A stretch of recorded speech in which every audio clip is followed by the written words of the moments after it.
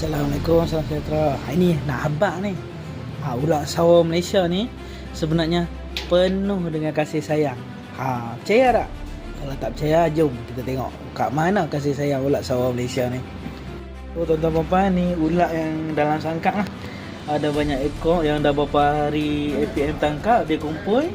Nanti dia kena panggil perintah untuk datang ambil lah. So kita tengok ular kat sini. Mana penyayangnya seekor ular Malaysia ni. Okey. Tuan-tuan perempuan tengoklah. Awal-awal sekali kat tengah tu. Love dah nampak. Bentuk love elok lah kat sini. Okey. Nak tunjuk lagi dia kat mana dia punya penyayang tu. Okey, tengok. Yang besar hak tu pun ada love juga. Kat sini. Ada love. Terbuktilah ular-ular Malaysia ni sebenarnya penuh dengan kasih sayang. Okey, so kita cari lagi. Ada lagi tak love? Ada belah sini. Love dia.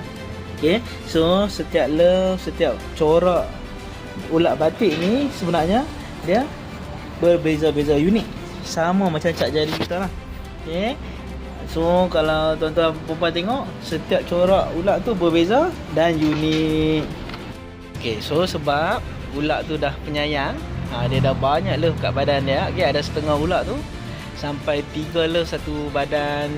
Ada setengah ular tu 5 love satu badan. So ular dah penyayang ni, kita pun kena sayang kat ular jugalah. Kalau nampak ular, jangan takut, cuma jauhkan diri, jangan panik. Telefon 999, nanti ada penyelamat yang akan datang untuk bantu tangkap ular tersebut. So kita tak perlu bunuh ular tu. Kita boleh tempatkan dia kat tempat lain, habitat yang lain. Okey, terima kasih kerana menonton.